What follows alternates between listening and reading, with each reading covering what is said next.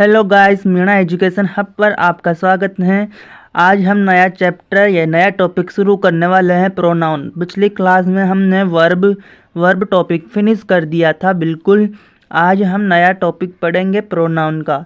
तो प्रोनाउन वो होते हैं जिनका यूज सब्जेक्ट के स्थान पर किया जाता है। जैसे इस एग्जाम्पल में देखना, Ram is a student who lives in Jaipur. तो राम के लिए हु का यूज किया गया है, तो हु जो है एक प्रोनाउन होगा। ऐसे अगला एग्जाम्पल है कि ही इज वेरी इंटेलिजेंट, मतलब सब्जेक्ट के स्थान पर ही का यूज किया गया है, तो ही यहाँ पर एक प्रोनाउन होगा। अब हम प्रोनाउन की टेबल देखते हैं। इसके बारे में मैंने पहले बताया था आपको कि इसका अध्ययन हम आगे करेंगे, तो उसको आज हम यहाँ पढ़ने वाले हैं। तो प्रोनाउन जो है सब्जेक्टिव केस, ऑब्जेक्टिव और पॉजेसिव, ये 5 टाइप के प्रोनाउन होते हैं।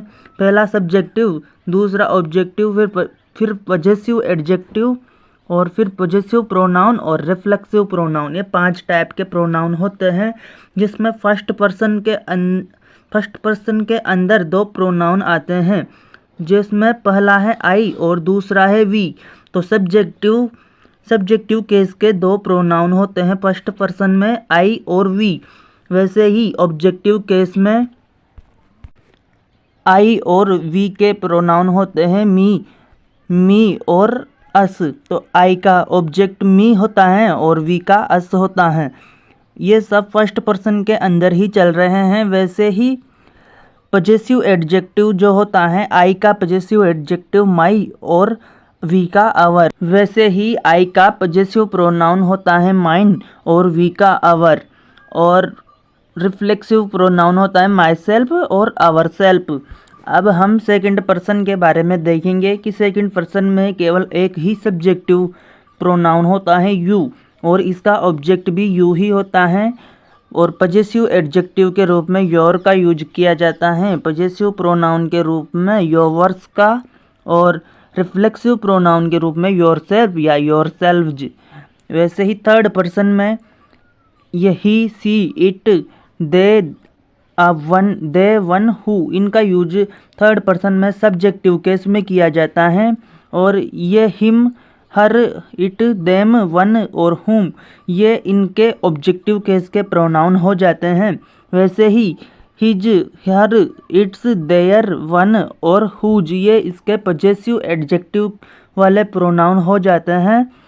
और हिज, हर्स, इट्स, देयर्स और वंस, ये इसके पॉजेसिव प्रोनाउन हो जाते हैं। मतलब ये जो पॉजेसिव प्रोनाउन होते हैं, इनके लास्ट में हमेशा एस आता है। इसीलिए यहाँ देखना, हिज में तो पहले ही एस आया हुआ है ना, इसलिए इसके साथ एस का यूज दोबारा नहीं किया गया है। लेकिन हर के साथ पहले आर था, तो इसके लास्ट में एस का यूज किया गया है। और रिफ्लेक्सिव प्रोनाउन है इनके himself, herself, itself और themselves, oneself. Who का पॉजेसिव प्रोनाउन और रिफ्लेक्सिव प्रोनाउन नहीं होता है। अब एग्जाम्पल देखना कि दिस इज माई बुक, मतलब यहाँ सब्जेक्ट के रूप में माई का यूज किया गया है, जो कि एक प्रोनाउन है, और सब्जेक्ट के स्थान पर प्रोनाउन का यूज किया गया है।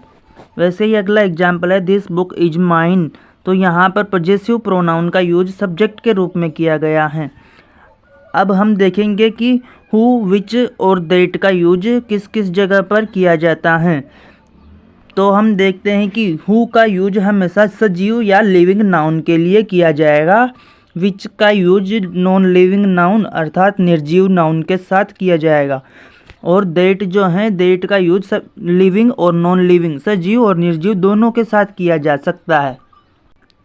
अब हम देखते हैं हु, विच और दैट के क्या कॉन्सेप्ट होते हैं। तो हु, विच और दैट हमेशा अपने से जस्ट पहले वाले नाउन के अनुसार ही आते हैं, और इनके बाद हु, विच, दैट के बाद क्लोज मतलब वाक्यांश होना चाहिए। इनकी स्ट्रक्चर हमेशा ऐसी होती है कि सबसे पहले नाउन आएगा, फिर बीच में वाक्यांश के बीच में हु, विच, दैट का यूज किया जाएगा, और लास्ट में क्लोज। जो नाउन होता है, ये नाउन यहाँ पर इसके अनुसार ही क्लोज का यूज किया जाएगा। मतलब जो यहाँ नाउन दिया होगा उसका संबंध पीछे वाले क्लोज से होना जरूरी है। जैसे एग्जाम्पल देखेंगे अभी हम, जैसे एग्जाम्पल है कि this is Ram's house who is a doctor. और अगला एग्जाम्पल है कि this is Ram's house which is a doctor. वैसे अगला एग्जाम्पल है कि this is Ram's house that is a doctor. तो यहाँ हमें ये चेक करना है कि कौन सा सेंटेंस सही है, कौन सा रॉन्ग है। तो मैं आपको बता दूं कि यहाँ ये तीनों ही सेंटेंस रॉन्ग है, क्योंकि हमने पढ़ा था कि हु के जस्ट पहले जो भी नाउन होगा उसका संबंध पीछे वाले क्लोज से होना जरूरी है। तो हु के जस्ट पहले आपने सोचा होगा कि नाउन तो राम है, नहीं, उसके हु के जस्ट पहले नाउन है हाउस, और हाउस का संबंध पीछे वाले क्लोज से होना जरूरी है। तो हाउस डॉक्टर थोड़ी हो सकता है ना। और हाउस जो है एक निर्जीव है, निर्जीव के साथ हमने पढ़ा था कि विच का यूज किया जाएगा। तो ये ऐसे भी हु आने से यहाँ रॉन्ग हो जाता है, और हाउस का संबंध पीछे वाले क्लोज से नहीं होने के कारण भी ये सेंटेंस रॉन्ग हो जाता है। तो पहला सेंटेंस तो हमारे पूरे तरीके से रॉन्ग हो गया। अब हम दूसरे सेंटेंस के बारे में देखते हैं। दूसरे सेंटेंस में एक बात तो ये क्लियर है कि हाउस निर्जीव है, तो उसके साथ विच सही है, लेकिन हाउस का संबंध पीछे वाले क्लोज से सही नहीं बैठ रहा है। हाउस जो है एक डॉक्टर नहीं हो सकता। इसी तरीके से जो लास्ट एग्जाम्पल है उसमें भी हाउस का संबंध पीछे वाले क्लोज से नहीं है, इसलिए ये तीनों सेंटेंस यहाँ रॉन्ग माने जाएंगे। अब इनको सही करके दिखाता हूँ। देखना उसका सही रूप ये रहेगा कि एग्जाम्पल वही है ये कि this is the house of Ram who is a doctor. अब यहाँ देखो हु के जस्ट पहले जो नाउन आया है वो एक तो सजीव नाउन है, और राम जो है एक डॉक्टर हो सकता है। तो जो ये हु के पहले जो नाउन दिया हुआ है इसका संबंध पीछे वाले क्लोज से सही बैठ रहा है, इसलिए ये सेंटेंस हमारे सही माना जाएगा। वैसे ही अगला एग्जाम्पल देखना, एग्जाम्पल वही है, बस इसको चेंज कर दिया हल्का सा ताकि ये सही हो जाए। जैसे this is Ram's house which is एलिजेंट। एलिजेंट का मतलब होता है भव्य या शानदार मकान। तो विच के पहले हाउस जो है एक निर्जीव है, इसलिए विच का यूज सही होगा, और हाउस का संबंध पीछे वाले क्लोज से सही बैठ रहा है कि हाउस जो है भव्य है, तो ये सेंटेंस सही माना जाएगा। हु विच दैट का एक और कॉन्सेप्ट है कि हु विच और दैट के जस्ट बाद हेल्पिंग वर्ब आए, तो आने वाली हेल्पिंग वर्ब का संबंध जो है हु विच और दैट के ठीक पहले वाले नाउन अथवा प्रोनाउन के अनुसार ही यूज किया जाएगा। अर्थात जो हु विच और दैट के पहले जो नाउन अथवा प्रोनाउन होगा, अगर वो सिंगुलर नाउन है तो हेल्पिंग वर्ब भी सिंगुलर ही यूज की जाएगी, और वो प्लूरल नाउन है तो हेल्पिंग वर्ब भी प्लूरल ही यूज की जाएगी। इसका एग्जाम्पल देखना, जैसे एग्जाम्पल है कि it is I who is responsible for the loss. और अगला एग्जाम्पल भी यही है जिसमें हु के स्थान पर विच का यूज किया गया है और अगले में दैट का यूज किया गया है। तो यहाँ पर हमें चेक करना है कि कौन सा सेंटेंस सही है, कौन सा रॉन्ग है।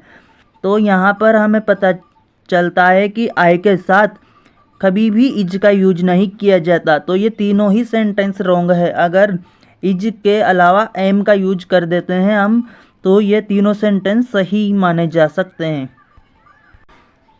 ठीक है गाइस, आज की क्लास में इतना ही। ये प्रोनाउन की हमारी पहली क्लास थी। इसके बाद हम दूसरी क्लास में मिलेंगे। तब तक के लिए टेक केयर, और वीडियो पूरा देखने के लिए धन्यवाद।